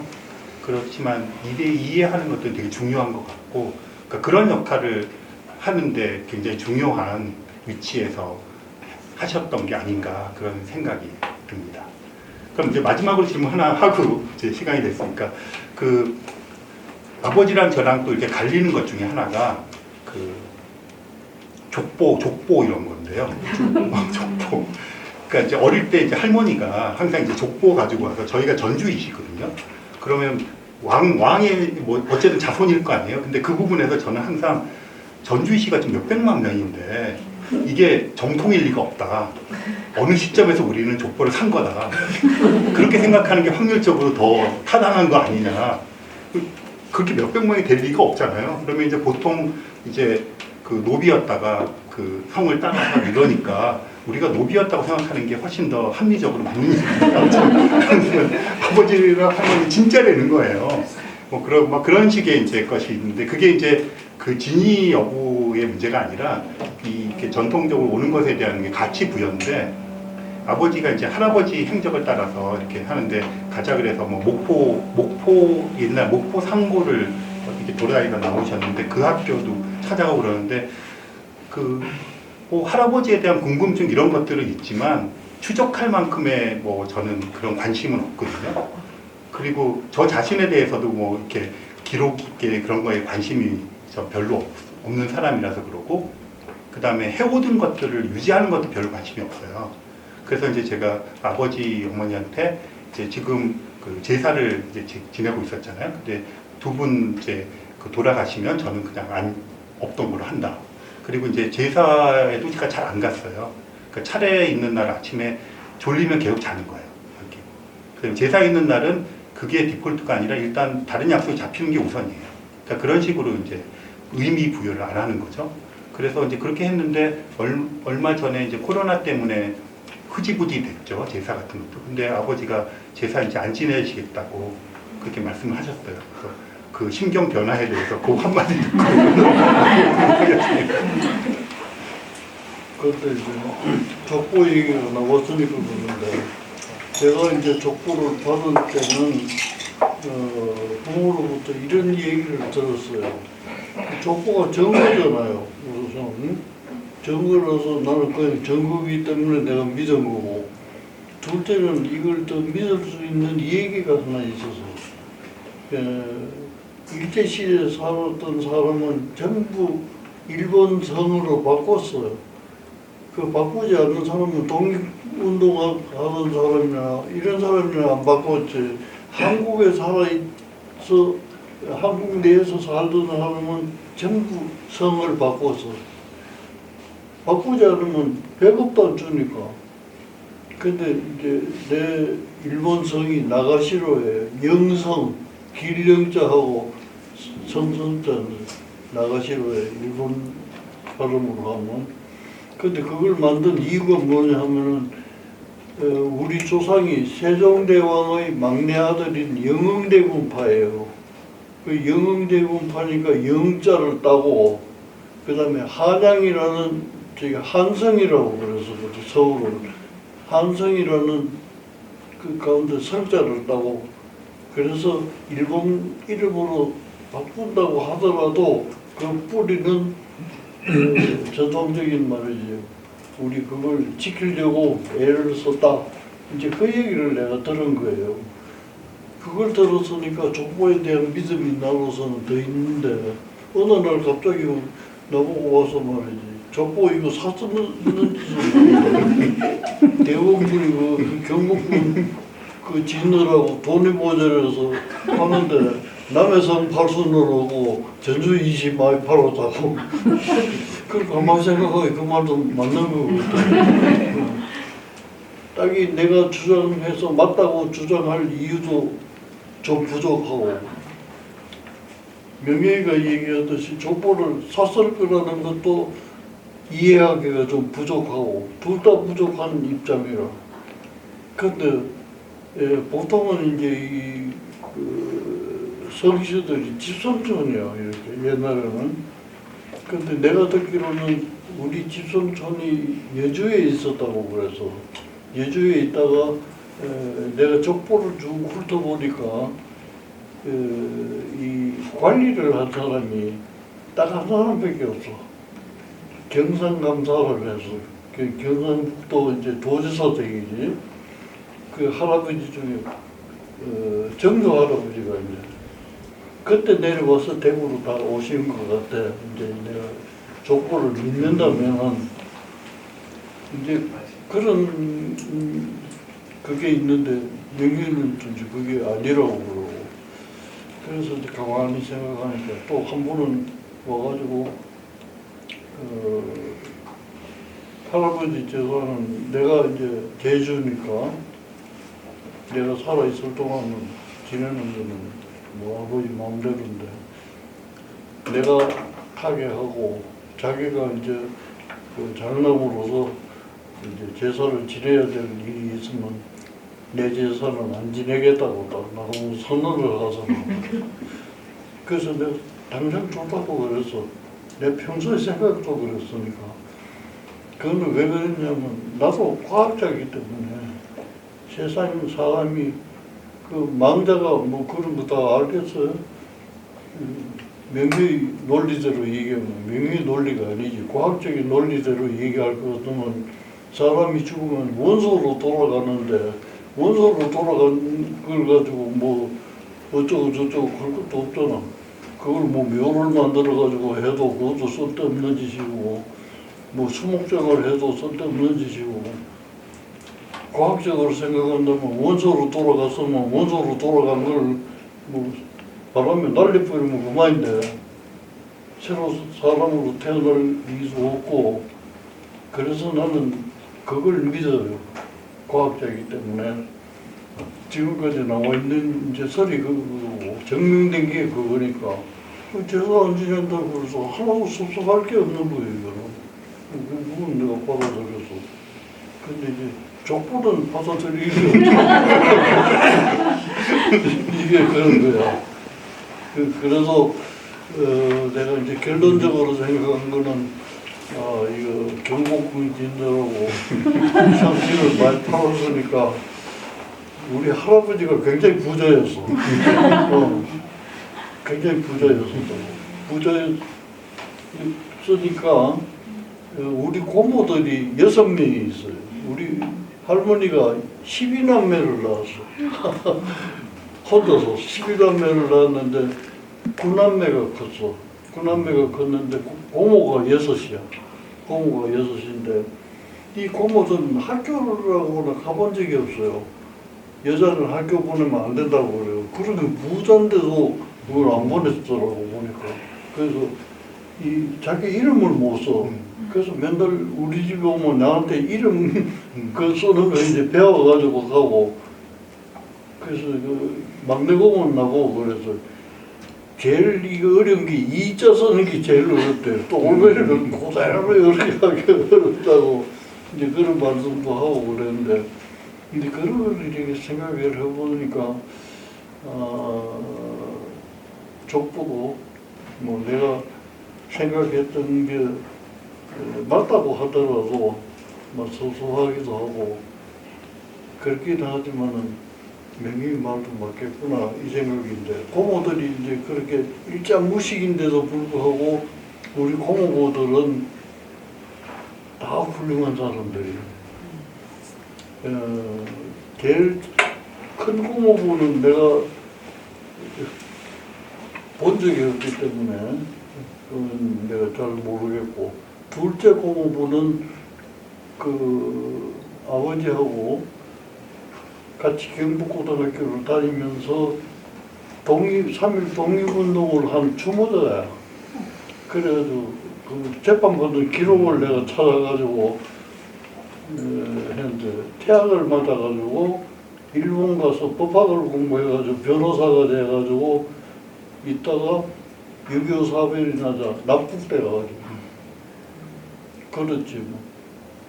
그 다음 저기 고모부들은 다 쟁쟁해. 그래서 명예의 말이 바뀌었다 싶은 게 일자 무식인 사람이 말이지. 그리고 고모부들은 사회적으로 이렇다 할 그게 다 있었으니까 아마 대릴 사회로 갔을지도 모르겠다. 이렇게 내가 명예가 주장하는 쪽으로 내 생각이 조금 기울었어.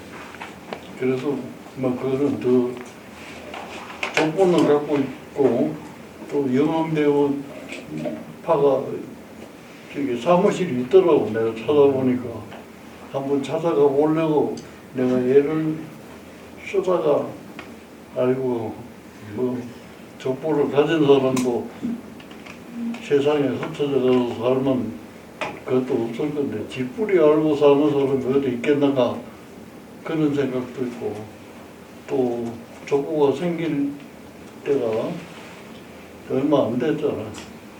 근데 그런 거는 또 조작된 게 또 많을 거고 뭐 이런 거 때문에 생각하면 뭐 그런 풀이 생각할 거 있겠는가 막 이 정도 생각해서 내 생각은 지금 좀 약간 이렇게 나보다 더 훌륭한 과학자니까 과학자 말 들어야 돼. 네, 오늘 이제 저희 준비된 시간 조금 넘겼는데요. 어쨌든 뭐 이제 질문하시겠지만 그 부자라고 하는 특수한 관계에서 할 수 있는 이야기를 조금 여러분들하고 공감을 해보는 시간이었습니다. 네, 말씀해주신 이근우 박사님께 박수를 치면서 네, 그럼 이제 사회자에게 그 마이크를 넘기겠습니다. 네. 질문 혹시 저한테 주시겠습니까? 따로 모으지 않으셨죠? 아직 지금 받아야 되는데. 예. 들어가실 때 질문지 있으시라고 하신 거 있으신데. 혹시 질문하실 거 있으신 거 따로 적으신 게 있으시면 제가 시간 되는 대로 내실 분으로 예, 여기 한 분 있었고요. 또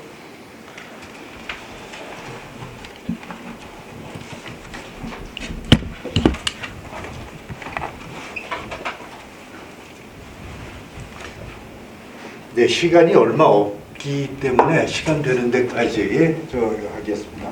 먼저 첫 번째 질문 주신 분이 이명년 박사님께 질문이 들어왔습니다.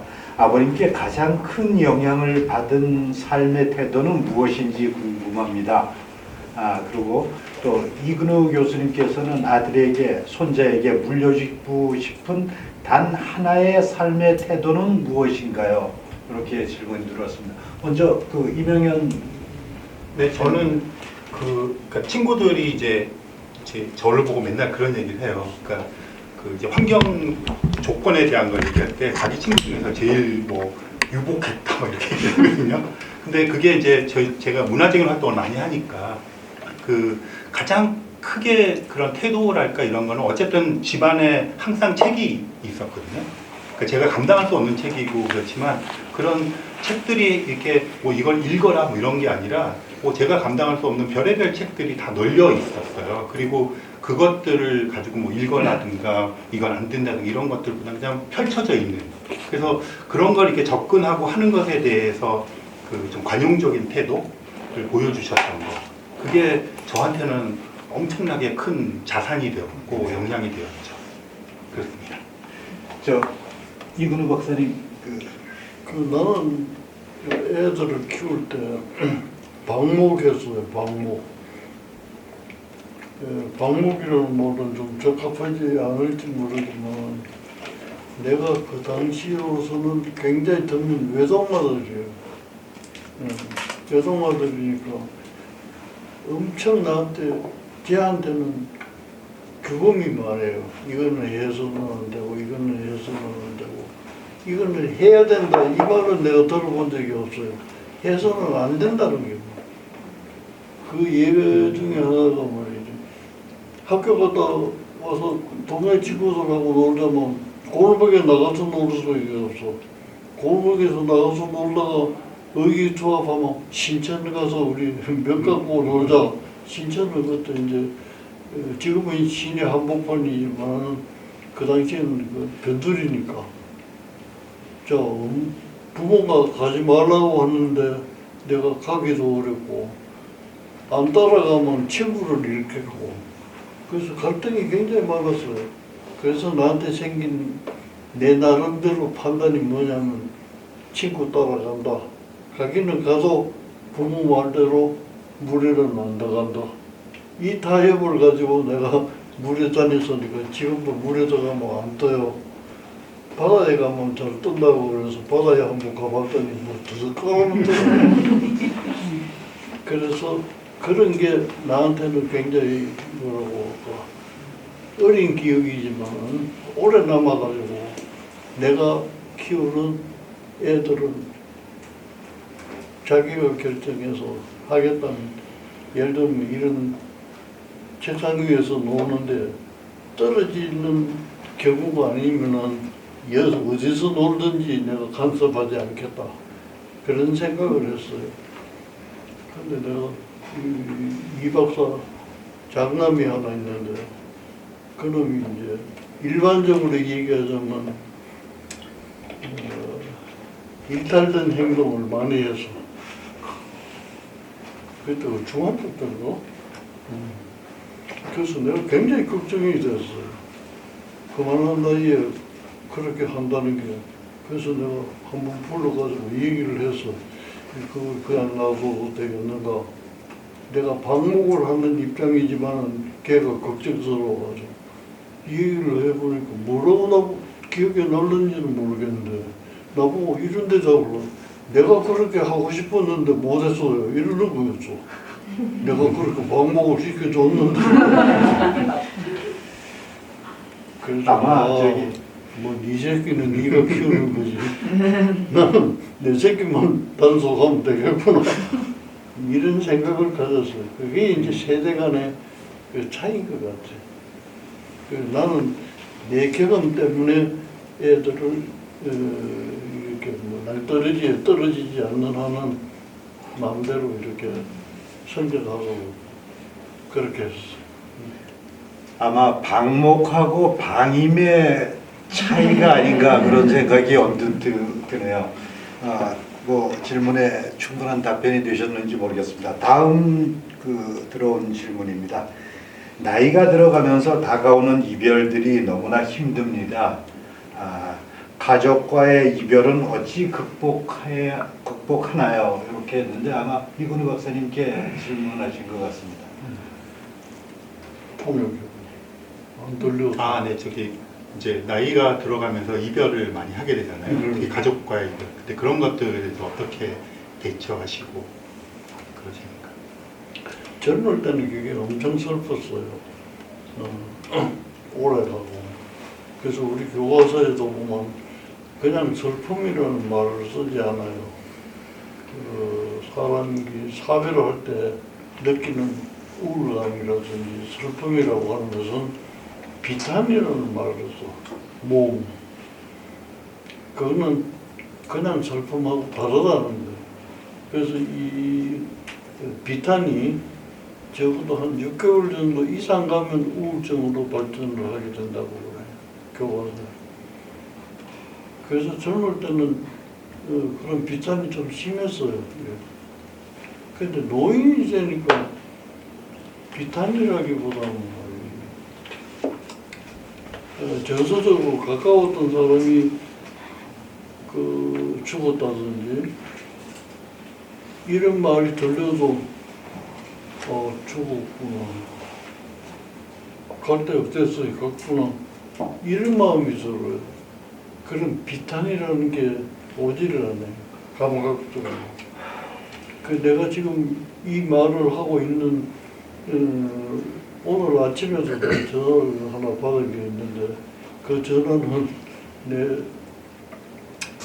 육촌 동생인데 내가 6.25 때 그 집이 서울에 있다가 망했어. 망했는데 반은 월북하고 반은 남쪽으로 날아온 거예요. 그 반은 남쪽으로 내려왔는데 이 내려온 제일 큰 당숙이 이 뭐라고 할까 사교성이 참 많아요. 집이 가난해가지고 어릴 때부터 소년가장이야. 그래서 지금은 그 메디컬 센터 뒤에 그 무슨 시장인지 옛날에는 황금 시장이라고 그랬어. 거기에서 아주 인기가 뭐 그 일제 시대에 그 자가용 타고 다니는 사람이야. 초등학교 나오지도 않았는데 그 뭐 하여튼 사람을 좋아해가지고 말이지 얼마나 잘 사귀었는지 몰라. 우리 아버지는 좀 깐깐하고 이래가지고 그런 융통성이 좀 없는 사람인데 그 간해 공무를 뭐 하려고 허가를 얻으려고 하니까 총독부에서 얻어야 되는 거예요. 그 암만 해도 그게 안 되는데 그 당숙이 형님 왜 그러십니까? 이걸 내가 얻으려고 하는데 안 된다 그러니까 잠깐 기다려라고 여기까지 가서 허가증을 받아올 정도로 그런 사람이야. 그런데 이제 월북했던 내 당숙이 이제 그 남침할 때 내려온 거야. 그러니까 인기가 좋으니까 인민위원장을 만들었어. 그래서 인민위원장이 뭔지도 모르고 이제 사교성이 있으니까 잘했어. 인민위원장이 참 잘했어. 근데 구입할 때 이제 난리가 났잖아요. 그러니까 그 둘째 당숙이 할머니하고 다 데리고 이제 월북을 하는데 따라가자 하니까 이 당숙은 안 가려가는 거야. 안 가려가니까 구입할 때 올라온 군인한테 잡힐 거라네. 그래서 막 온 재산 버리고 피해 당기다가 일사후퇴 때 남쪽으로 내려온 거예요. 그래서 그 애들은 다 공부를 못했어요. 그 집이 있고 그분이 그만큼 부자였었는데 뭐 망해가지고 들키면 이제 이거는 뭐 그 당시에는 사회나 뭐 그런 거예요. 그래서 그 형제들은 전부 그 공부도 잘 못하고 그래서 그 제일 큰 애를 내가 데리고 와가지고 내 동생인데 나하고 같이 고학을 했어. 내가 고학하는데 그걸 이제 하더라고. 그래가지고 이제 대학을 가는데 나는 이제 군의관으로 가야 되고 군의관 가는데 월북한 사람이 있으면 안 되거든. 장교는 그 비밀 취급이 되기 때문에 안 되니까 내가 군대 안 가려고 말이지 써냈어. 그렇게 내 동생이 쫓아와가지고 말이지 형님은 가도 좋고 안 가도 좋다 이거야. 의사니까. 근데 나는 안 가면 무슨 방법이 없다는 거야. 제발 그거 쓰지 말라고. 그래서 내가 안 쓰고 걔가 이제 공병대로 들어갔어. 그래서 월남전에 참여해가지고 제자를 했는데 제자하고 이제 중동에 가서 필리핀 여자하고 만나가지고 이제 그 둘이 사는데 아기는 없어. 아기는 없는데 그 월남전에 고엽제가 받았지. 그 고엽제 피해자 공병자국교인데 그래서 내가 신청을 해가지고 그 수당을 받도록 해줬어.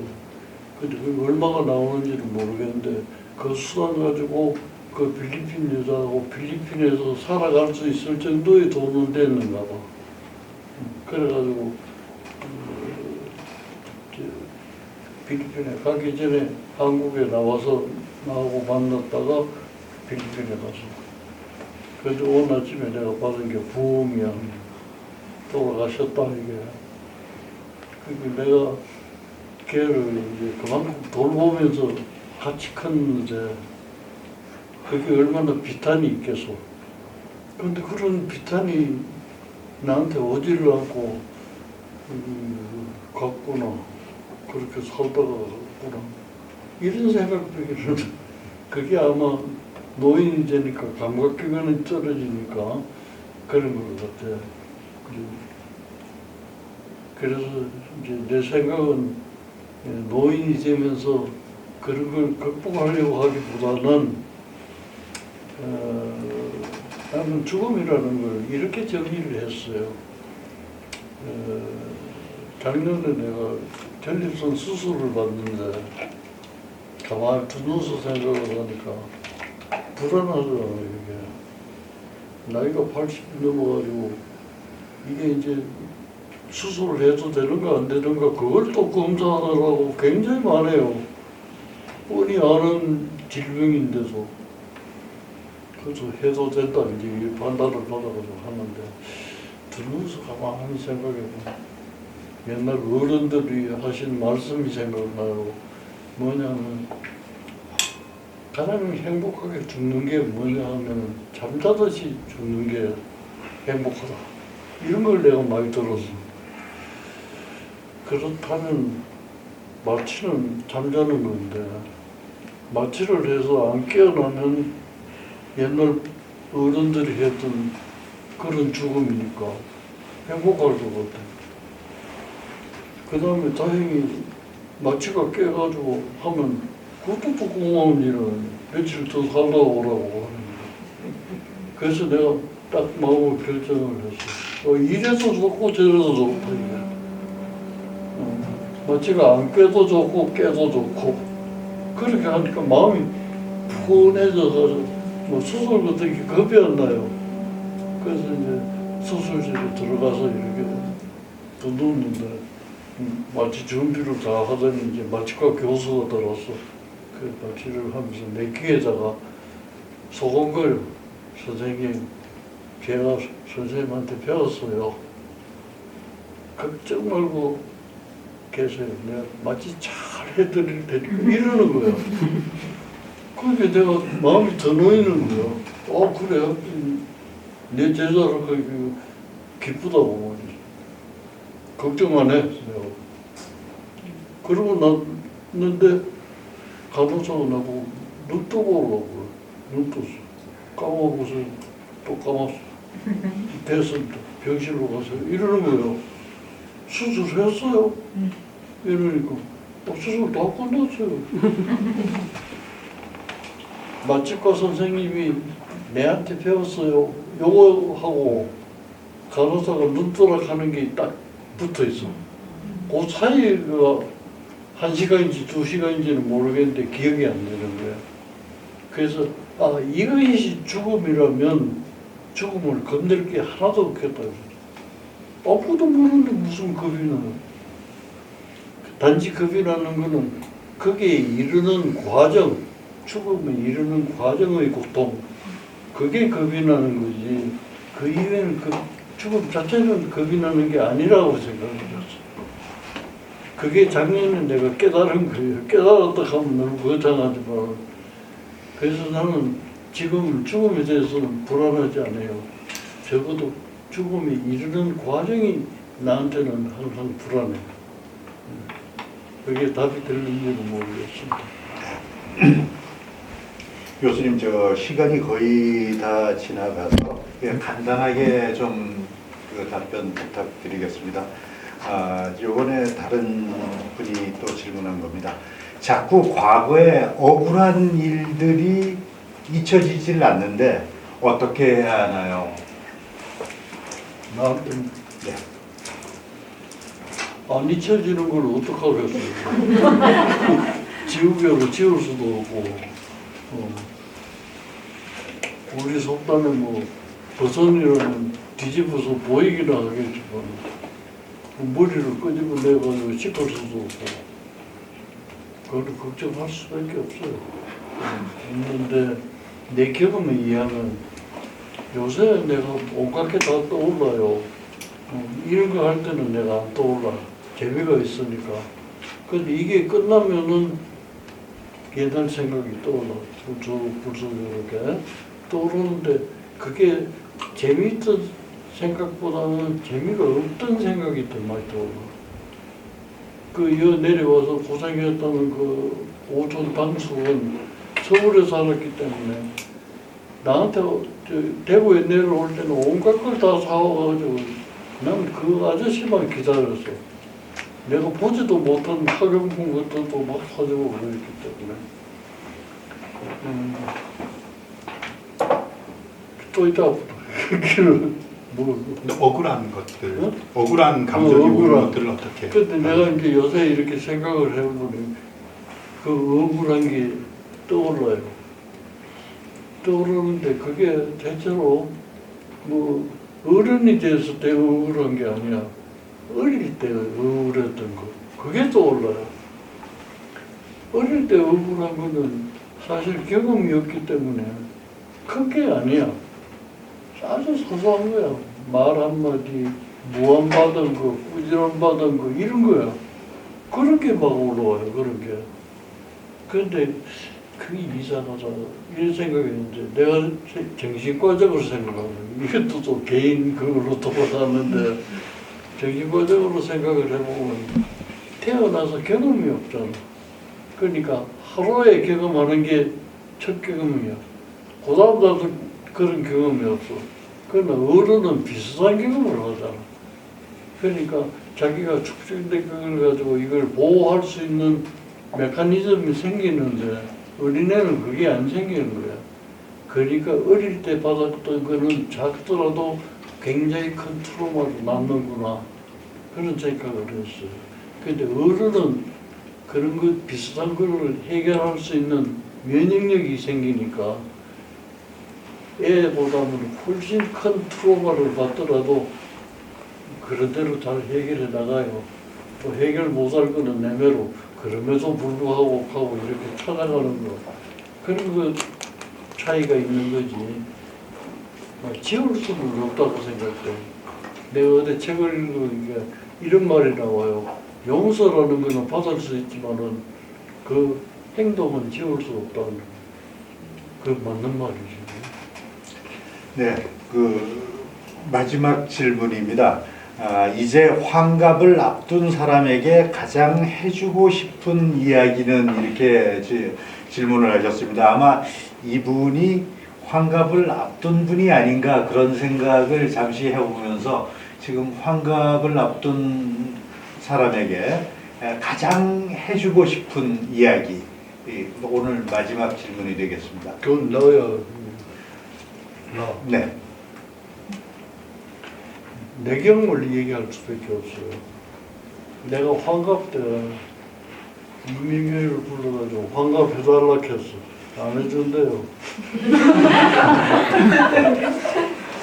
왜 안 해주냐? 요새 환갑이 어딨냐 이게. 한 80이나 돼야 환갑을 하는 거지. 60은 정초이니까 안 해준다는 거야. 그래서 내가 A4 용지 기억나는지 모르겠어. 내가 글을 써가지고 돌렸어, 애들한테. 나는 이래서 해야 되겠다. 그게 뭐냐면, 100세 시대니까 60년을 살았다면 산 꼭대기에 올라가는 거예요. 이제. 내려갈 일밖에 없어. 그래서 내려가자면 지금까지 살았던 방법대로 사는 것도 좋고, 새롭게 한번 기획을 해서 사는 것도 좋겠다. 그래서 그런 걸 한번 되돌아보는 계기로 삼는 거지. 옛날에는 60세 사는 게 드무니까 집에서 자취하고 그랬는데 지금은 개념이 달라. 그래서 내가 억지로 했어요. 했는데 그때 내가 생각한 것이 나머지 내 생활을 어떻게 하면 좋겠는가. 그때 생각했어. 그래서 뭐 책에도 나오지만 스마트 에이징이라는 걸 내가 파다를 해가지고 뭐 심플 뭐 어쩌고 저쩌고 근데 그런 걸 내가 만들어 봤어. 만들어 가지고 요걸 요대로 내가 해볼 수 있다면 참 좋겠다. 말하자면 앞에 생활은 발등에 불이 떨어졌기 때문에 기획적인 생활을 내가 못했는데 이제는 자유로운 시기가 되니까 내 마음대로 좀 기획을 해서 해봐야 되겠다. 그런 생각을 내가 해본 거예요. 그러니까 이제 그거는 그대로 이제 책에도 여러 번 써놨어. 그러니까 한번 읽어보시고 80세가 되니까 걱정이잖아요. 60세 때 혼이 났으니까 그 80세 생신을 어떻게 하면 좋겠느냐고 이제 애들이 나한테 물어서 안 한다 그랬습니다. 안 한다. 또 깜짝 놀라잖아. 왜 안 하는가? 나는 그때 또 무슨 재밌는 생각을 했냐면 친구들이나 뭐 지인을 만나가서 점심이라도 이렇게 같이 먹어요. 먹으면 내가 이제 이런 말을 합니다. 사실은 말이야. 오늘이 내 생일이야. 이러면 깜짝 놀라가. 아, 그렇다면 진작에 얘기해서만 뭘 할 건데 이런 그 거짓말이거든요. 내가 생일은 12월 30일이니까 하루밖에 없어. 근데 80대전 해는 만나는 사람마다 내 그런 거짓말을 했어. 그게 너무 기분 좋고 그 80대전 해는 1년 내에 내가 뭐라고 할까 기념일을 하는 거야.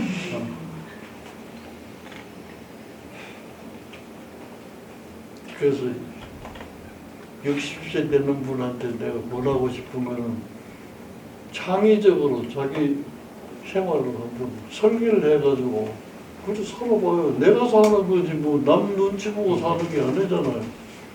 그 앞에를 눈치 보고 살아야 되는 건데 그 60세가 넘으면 내가 창의적으로 재미있게 살아볼 계획을 한번 해보자. 그런 얘기.